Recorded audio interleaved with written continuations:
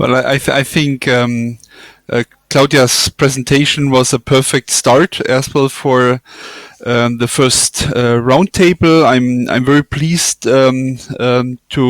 to welcome here esteemed colleagues in this discussion. We want to talk about the impacts of COVID on the energy system, on climate policy.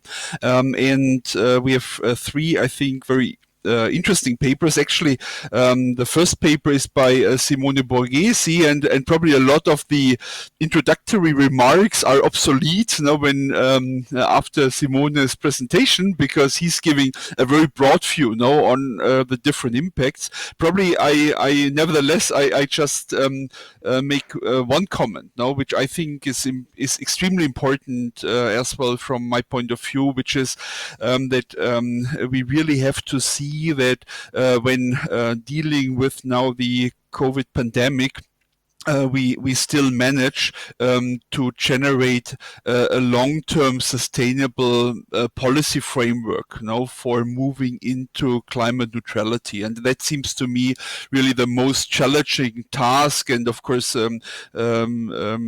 this includes carbon pricing, that includes also electricity price reforms. We heard about electrification from Claudia, making this possible, promoting technologies, changing lifestyles, and all this has to get the right framework. No, otherwise we might end up in a situation like in the last crisis where we went more or less to business as usual, and this is not really an option. So we will have three presentations. As I said, Simone is going to set the stage, I would say, with a very nice paper together with very well-known colleagues as well, and we'll then have a second paper dealing with the role of green bonds in the COVID pandemic by Tooraj Jamasb. I hope that's right. So I think that's a very important part, of course, because all this transition that we have just heard, Claudia showed us how many billions we have to raise.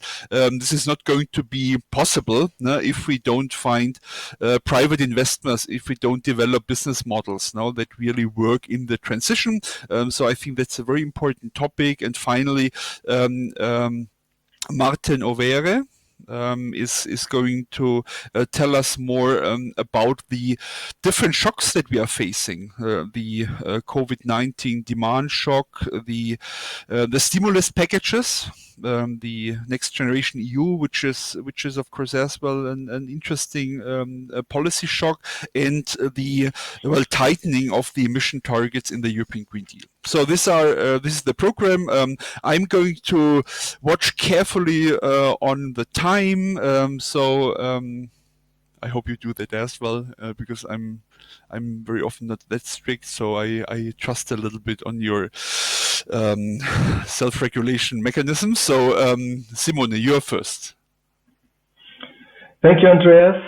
I ask to put my slides on, and I'll try to give this framework that you are asking for. So I think the slides should come directly from here. Perfect. So as Andrea was saying, I want to present a broad policy overview rather than a single paper on what I think is needed, at least in my view, for a clean energy transition and global economic recovery, which are the topic of today's symposium. Next, please. And I decided to call, the next slide, please. I decided to call this sort of research agenda my own Decameron, because it has some similarities with the famous book by Giovanni Boccaccio that he wrote during the pestilence in Florence in 1348. First of all, obviously, because it was written in a similar lockdown phase, so 6 centuries before.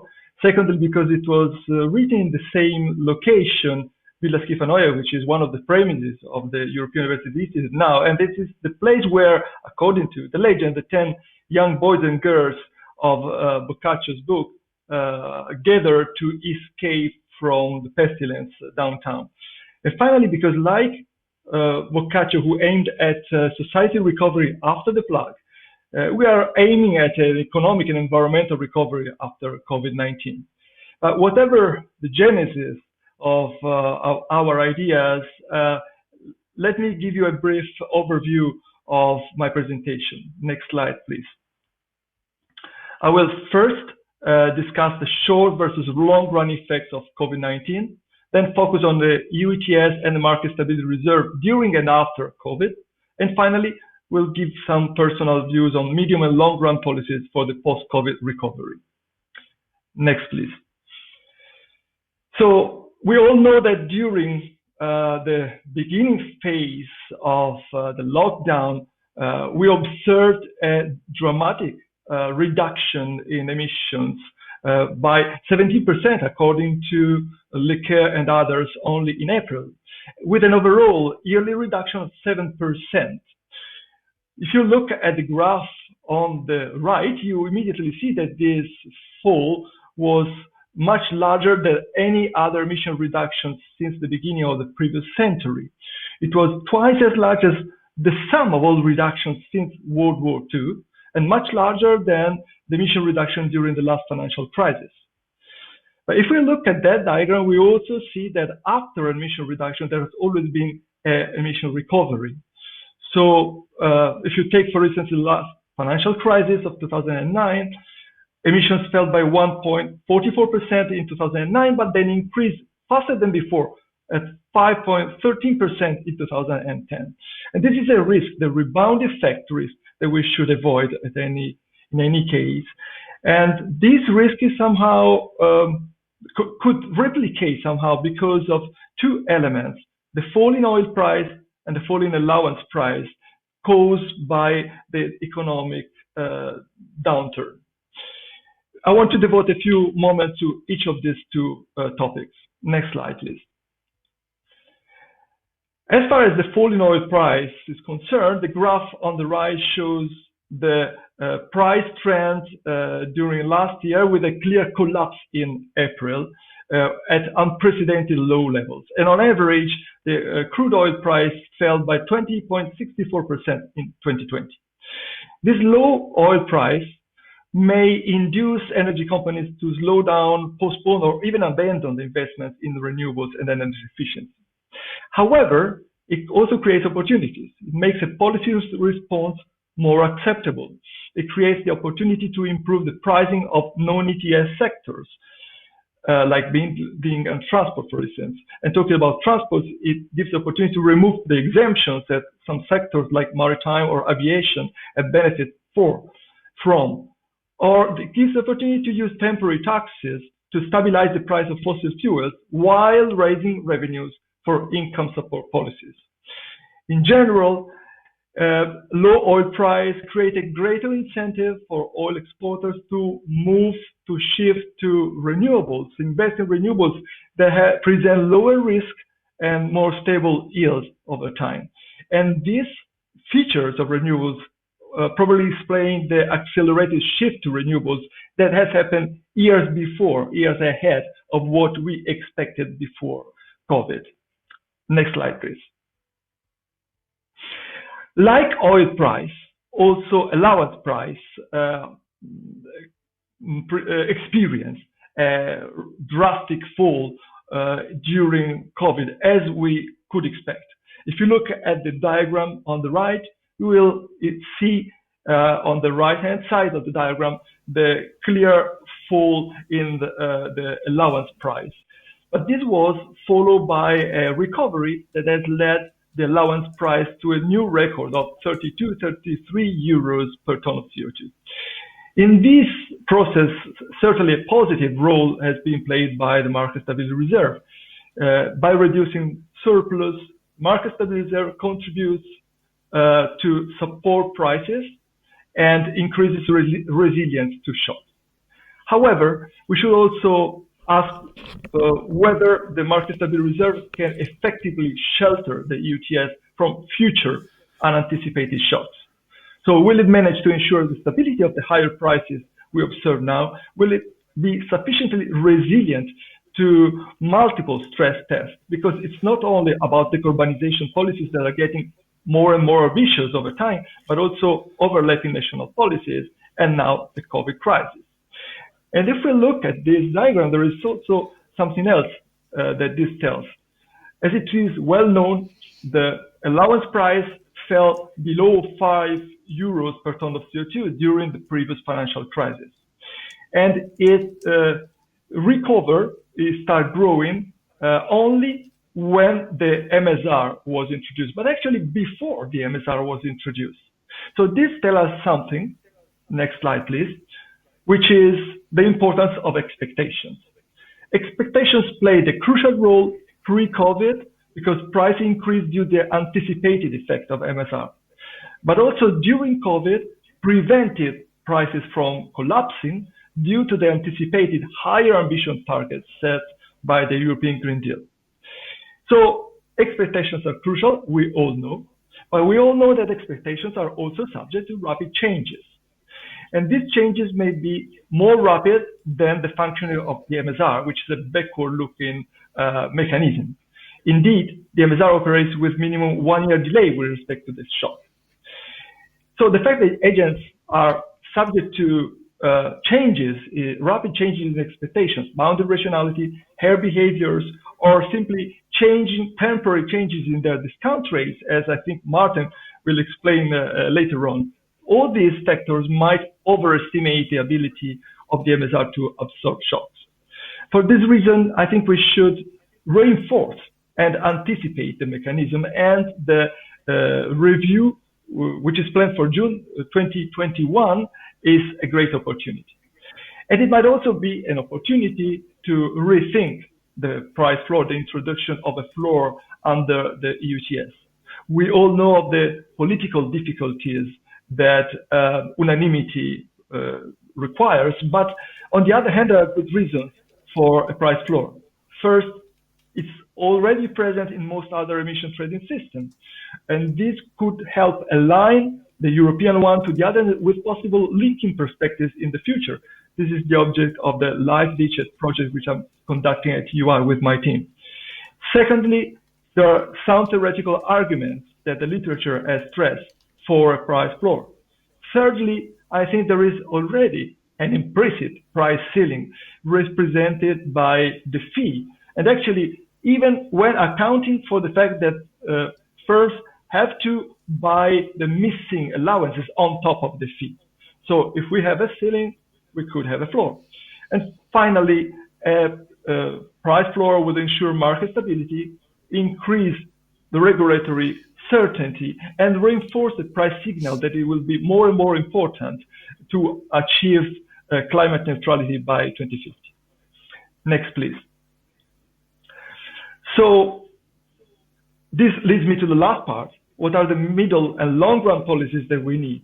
Well, first of all, as I said, revise and anticipate the EU ETS market stability reserve, but we should not focus only on carbon pricing, because carbon pricing takes time and can be insufficient on its own. It takes time to reach the levels that are triggering the needed abatement. And so in the meantime, public intervention is needed. And secondly, it can be insufficient on its own to induce the major emission reductions at minimum cost. Recent studies show that the average current carbon prices would need to grow 10 times or even more to achieve climate neutrality by 2050, so in 30 years. And this will obviously have large competitiveness and distributional effects. So we need a larger policy mix than ETS only. Next slide, please. And this policy mix includes some of the measures that Claudia very clearly explained already before.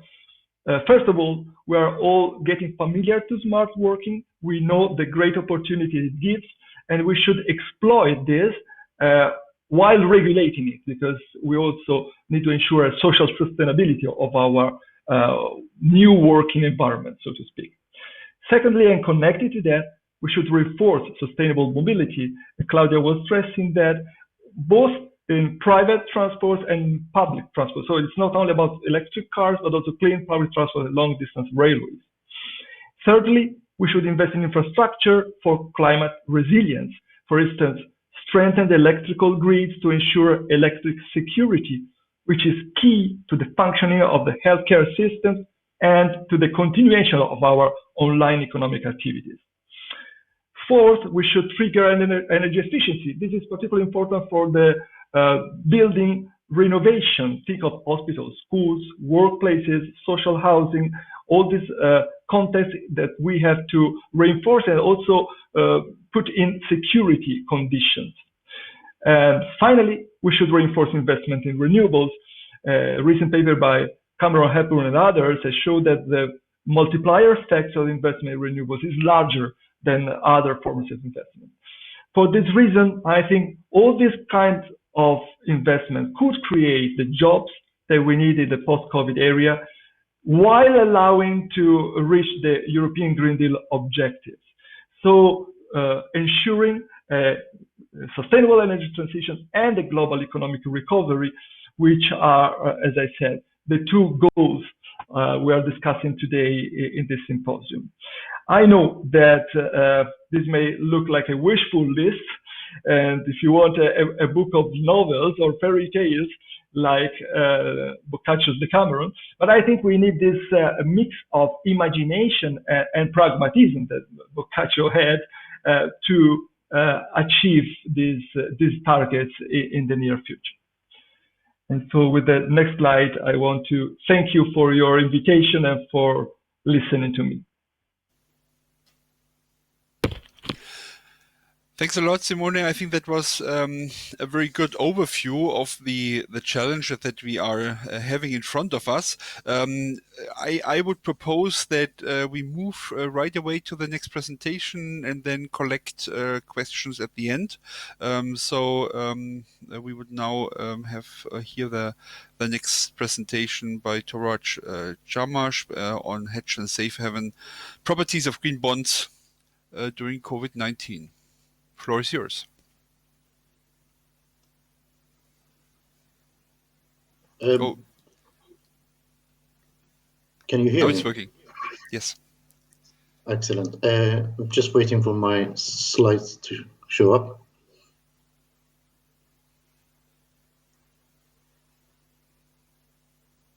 Okay, excellent. Well, thank you very much. Greetings from Copenhagen. It's always nice to be back in Barcelona. It doesn't matter if it's digital or not. Very pleased to be here. This is a collaborative work with some colleagues, as the nature of the pandemic also sort of tells us. It is global. It's with our colleagues in Pakistan, New Zealand, Australia, and us in Denmark.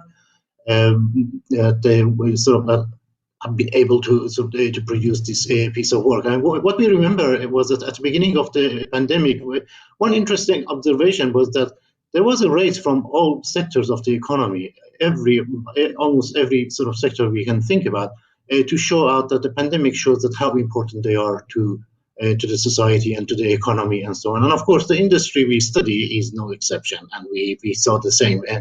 And what we observed was that there was lots of calls for strengthening and increasing investments in the energy sector, especially those advocating that interest rates are very low at the moment and capital is cheap, and we need new infrastructure, energy infrastructure for the low carbon future and so on. So this is actually a very good time to make these investments. So this is a financial analysis paper, and unfortunately for you, it has fallen on me, the only non-finance person to present this paper. So I will have a non-technical approach to this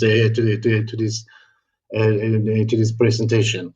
But there is a working paper that you see on the top right corner, and there is a link to that same paper so you can actually find all a lot of your questions, the answers to that. In the actual paper, it's a Copenhagen energy infrastructure paper. Can I have the next slide, please? In terms of the background for this paper, all of the great ideas we have for transforming and changing the energy sector and decarbonizing it sort of going forward, it requires very large amounts of financial resources. And occasionally economists wonder, all these vast investments that we require, even before an endemic and so on, where is the money going to come from? And some colleagues usually say, well, it will come from wherever it has always come from. So if you have the right instruments and you have the right incentives, the money and the capital will be there. But at the same time, the COVID pandemic was an example or one of those shocks that also sort of exposed the sort of vulnerability of financial markets and our economies to certain kind of to important sort of global disasters and risks. Our energy sectors are also sort of vulnerable to this kind of risk. So it makes a good case to sort of to study and see how we can be prepared, better prepared for the future. And as we have heard it and read a lot about it, the global economic recovery has been linked to the green transition with some good arguments. Maybe not every argument has been the most sound we have heard, but there are good arguments for linking economic recovery to a green transition when energy infrastructure in much of the world needs overhaul and modernization. So with this background, we are looking at one financial instrument that can help fund sustainability and decarbonization of the energy sector in terms of looking for hedging and safe haven potential of green bonds by sort of comparing them and setting them against the conventional equity and fixed income instruments and commodities and foreign exchange sort of investments, and see what this means for the financial sector. Can I have the next slide, please? So what is a green bond? In our context, the governments want to move sort of faster towards removing fossil fuels from the energy mix, as we know. But also at the same time, the businesses and corporations are increasingly keen to improve their sort of green credentials and sustainability credentials. So there is a commercial drive and there is a policy drive, and we have seen the growth of green bonds around the world in different stock markets that have been sort of, offering various kinds of green bonds. So this is an instrument that is growing very fast. So it has hit sort of the need somewhere in the market. Green bonds are a form of a bond, so they have similar kind of characteristics to the either fixed income corporate instruments and so on. So they have the advantage of this sort of familiarity to the users and to the markets. But the proceeds are supposed to be used only for environment-friendly projects, which I'll comment on that at the very end. Next slide, please. So what is a safe haven sort of asset? Put it sort of in a short form. In terms of diversification that I mentioned at the or is in the title of the diversification characteristic of an instrument, it shows that if you have a portfolio of financial sort of instruments, you can green bonds can come across as one diversification sort of option to have in your sort of a portfolio of different kind of sort of assets. And as a diversifier, then you are often looking for an instrument that it's sort of co-moves or correlates more or less strongly or weakly to some extent with the other sort of assets that you have in your portfolio in order to spread your risk. But for safe haven assets, as an investor, you would be looking in times of crisis and so on For those assets that have a negative correlation or no correlation with the other assets that you're holding. So one of the aspects was that to show if green bonds have some of these characteristics. So at times of crisis, you could sort of shift some of your assets towards green bonds and as a safe haven. Next one, please. So the methods,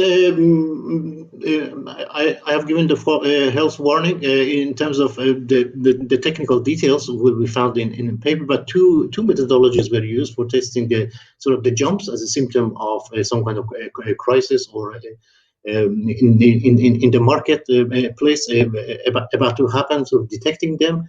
And then also the directional predictability to look at the sort of dynamic directional the dependence between a certain assets and other kind of sort of assets, how they move in relation to each other. The techniques are fairly familiar. As far as I know in the financial literature, but perhaps the novelty here is the context and the application of it. Next one, please.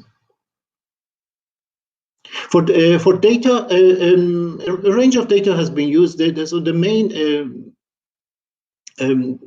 measure of green bonds has been this S&P sort of index of green bonds that has been developed, and then we set it against a number of sort of commodity bonds and currency indices. For equity indices, we use various sort of regional and country specific indices such as the SP 500 and Morgan Stanley and FTSE 100 and so on. So that various indices to represent the equity side of the analysis.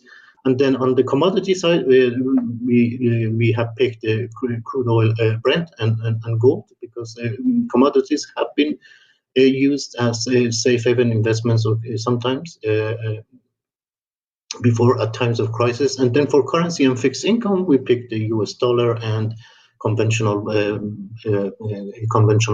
bond indices to see how green bonds at the end during Corona and outside of Corona have behaved in relation to these other assets. Next one, please. So in terms of results, what do we find? We have two samples. There is what I call the full sample. Full sample starts from around 2011. And the analysis for the whole period that we had this data available, but it indicates the findings that the green bond index can actually serve as a diversifier assets for the medium and long-term investor.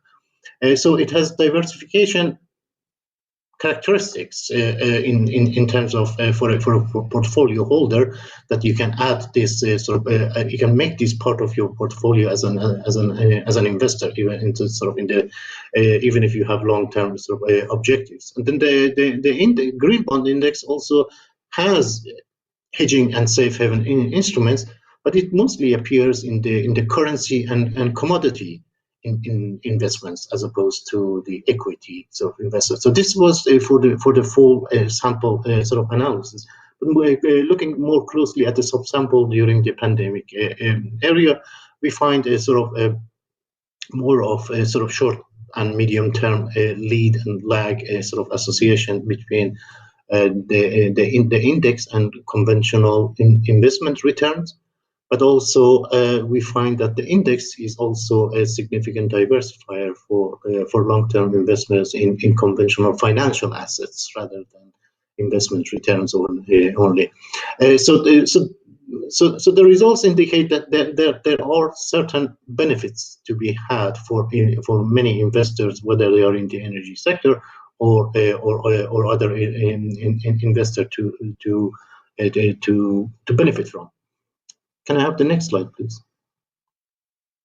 So what we can take away from this is that the green bonds can be used as a useful instrument for long-term investments in portfolios of conventional assets in terms of assets, company equities and commodities, as we saw, the oil and gold and foreign exchange and other kind of bonds and fixed income securities. So they can safely, in many cases, they can be part of a regular portfolio. But then at the same time, this comes at a good time for the development of low carbon sort of energy infrastructure, and that has already been picked by many financial markets, and this is a growing instrument that is attracting a lot of attention, especially on the back of the increased interest from the industry for green instruments. Finally, the green bonds can actually play a positive role. It seems, even though one might be a little bit a skeptic at the beginning, but they can play a positive role by securing the sort of financing of the energy and decarbonization infrastructure. So at the end, the only thing that I need to add is that this all brings us to the matter of definition of green investments and where these funds are going to be used. So defining what is green and what is sustainable is going to be increasingly important. We know that the European Commission is making a lot of efforts and has appointed expert panels to define what is green finance and what is not green finance, and so on. And this is going to be, given the growth of financial instruments, this is going to be extremely important when we talk with in industrial with people, with energy industry and companies. They point out that it is very important that we carefully define what is green investment and what is green finance, because if we fail to identify some of the important and relevant areas, the corporations will have difficulty financing their investments if they are not in the list of typical green finance instruments. So the definition is going to play an important role in the going forward in this context. Thank you very much.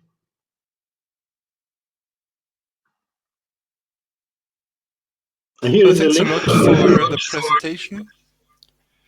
I think that added a lot of insights as well in terms of green finance and possibilities to really get the investment needs as well from private companies, firms to achieve the transition. And I would propose that we right away move to the last and third presentation by Marten. Marten, 12 minutes. Floor is yours. Thank you, Andreas.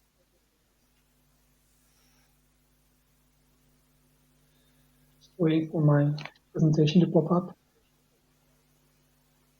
Yes, so thanks for giving me the opportunity to present this research. It's about 3 shocks affecting EU ETS emissions, emission prices, and waterbed leakage. And this is research joint work with Kenneth Breudings, who's at KU Leuven. So let's get started. What are those 3 shocks affecting EU ETS? You will see that on the next slide. First, COVID-19, of course. This is a negative firmer demand shock because of a decreased energy consumption. And we hope, of course, this is temporary. Second, there's this increased ambition by the European Green Deal. So we are planning to increase the carbon abatement target for 2030 from -40 to -55, maybe even 60%.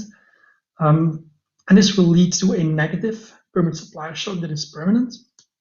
And the third shock is that there will be a lot of investment spent on clean and green technologies because of the recovery stimulus package, but also the general EU budget, because it has to follow the do no significant harm principle.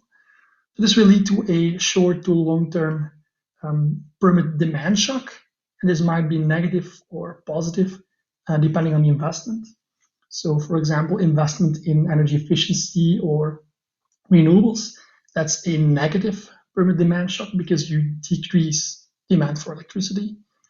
Investment in EVs, for example, will be a positive permit demand shock.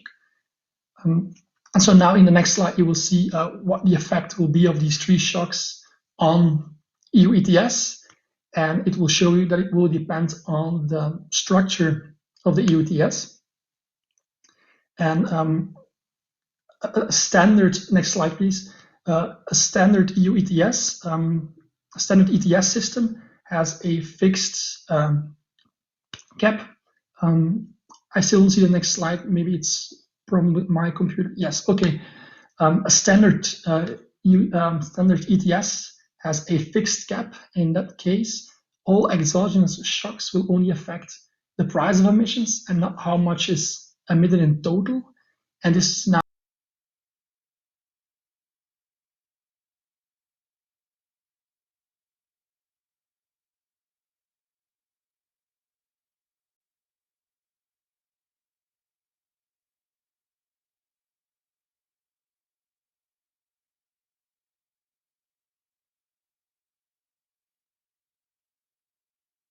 or the picture freezed for me. I don't know what happened, and when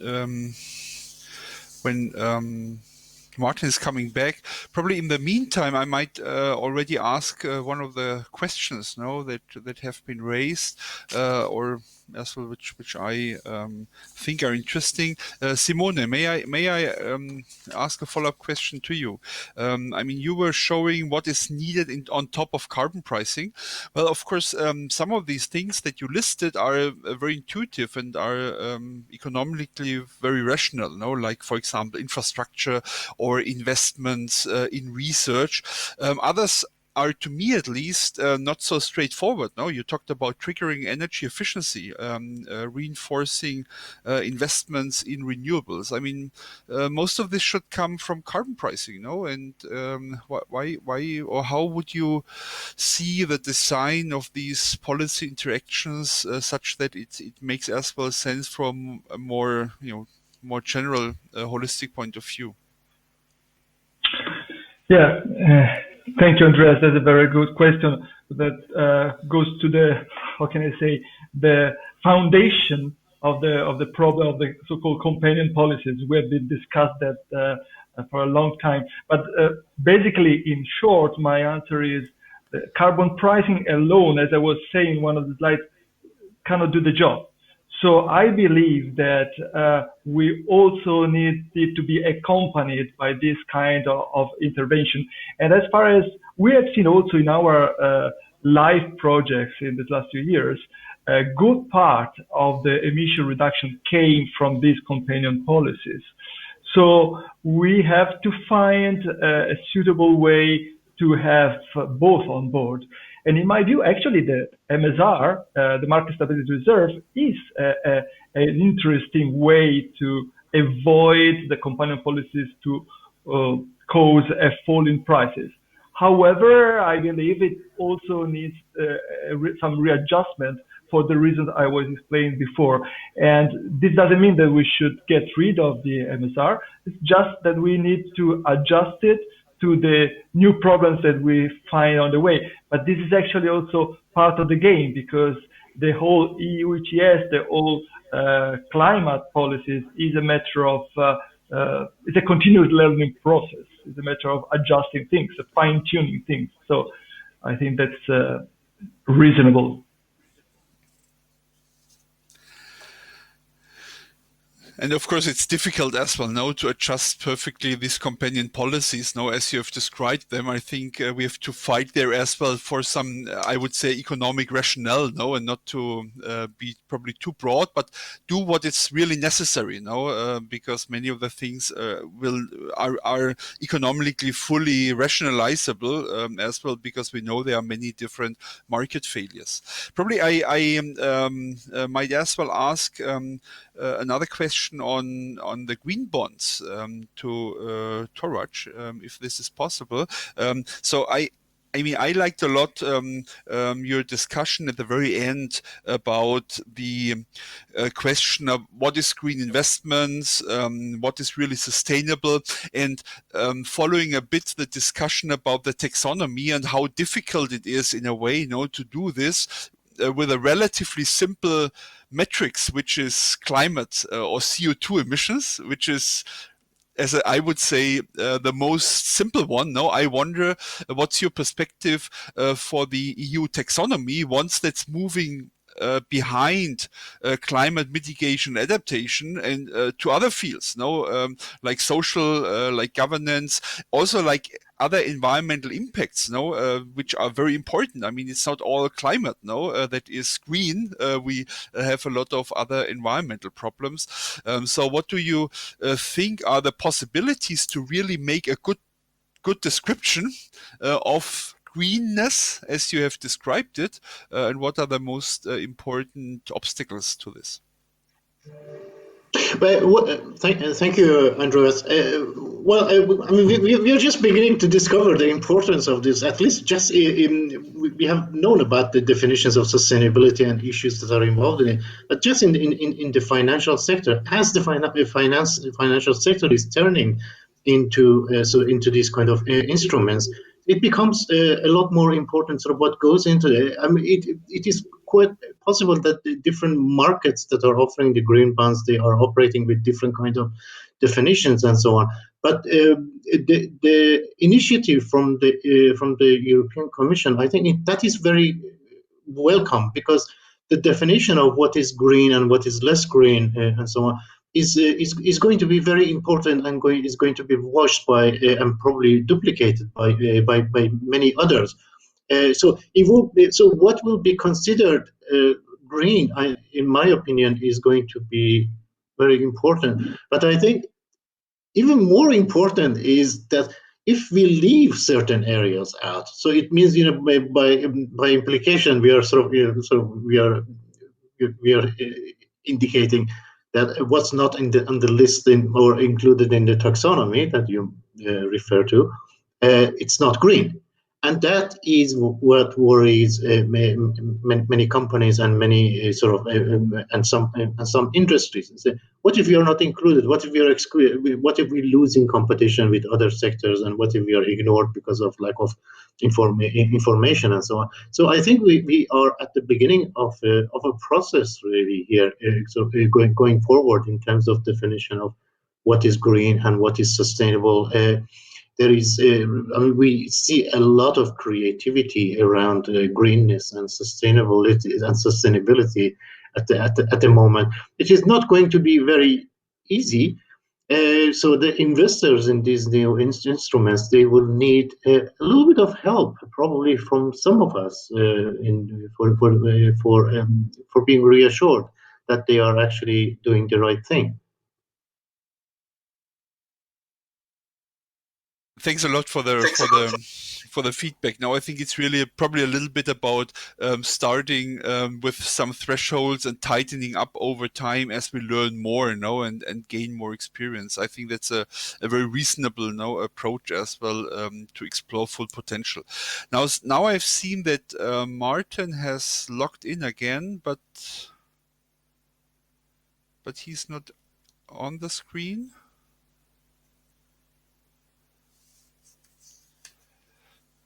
So probably we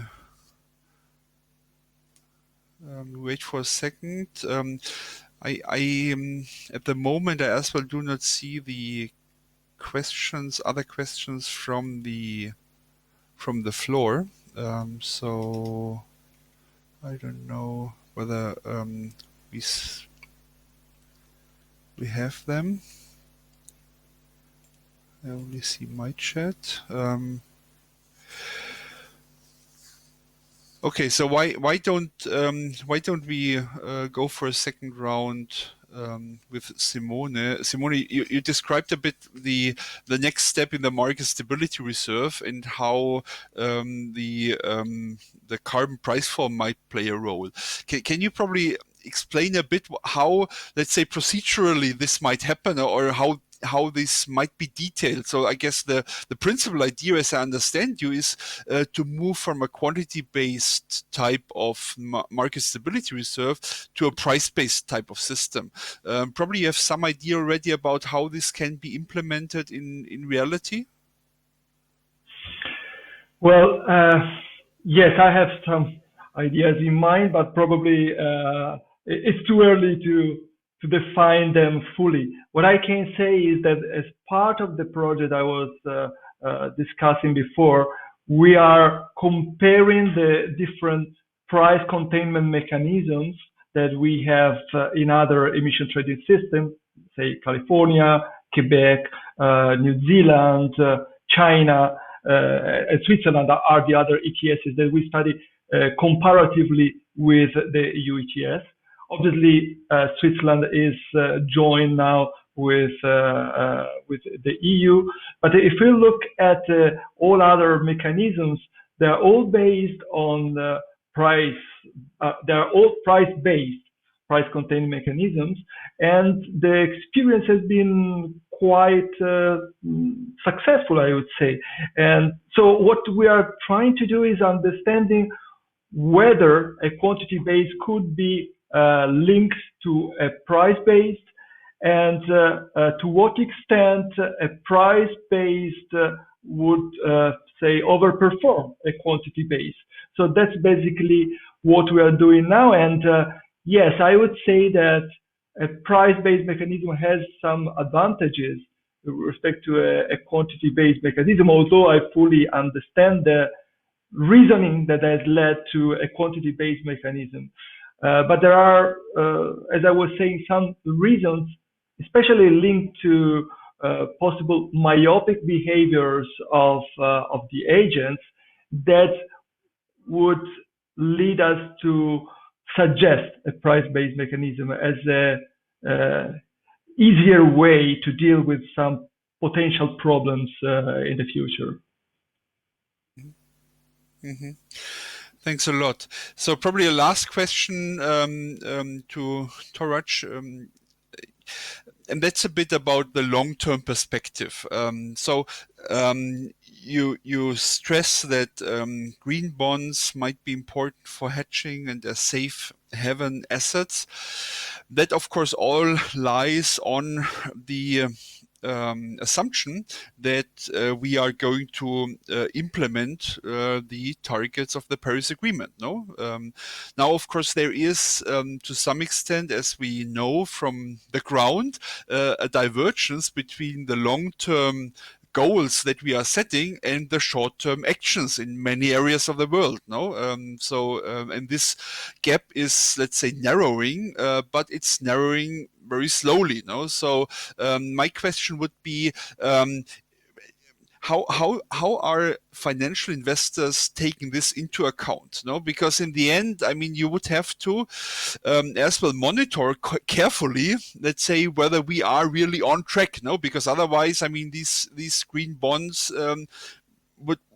would fail. No, I mean the underlying assumption is that these investments are worthwhile because they are transforming economies and they are going to provide as well some benefits in these investments, or as well profits from the investment. So how is the financial world thinking about this? About the credibility of achieving the long-term targets? Thank you, Andreas. Well, I think just the same way that some investors looking at buying sort of shares or equities in the utilities, in the regulated utilities sector, and view them as bonds because they offer a secure income and relatively safe operating environment. There is not that much contradiction between the views of long-term investors and investing, especially in the decarbonization and energy infrastructure, which is, I think, the time frames of borrowing something for 20, 30 years or so. It fits quite well into the asset life in the energy sector, where even if it would be a lot more helpful if they accept that the decarbonization objectives are serious. But if the investments are happening and within the sort of no regret, even context, even if sort of we take the sort of decarbonization out of it, you can say much of what we see is slowly becoming mainstream. So it maybe there will be a day that decarbonization will be just some label, and things will start sort of there will be momentum towards what we do, and the sort of the decarbonization aspect could be just sort of the icing on the cake.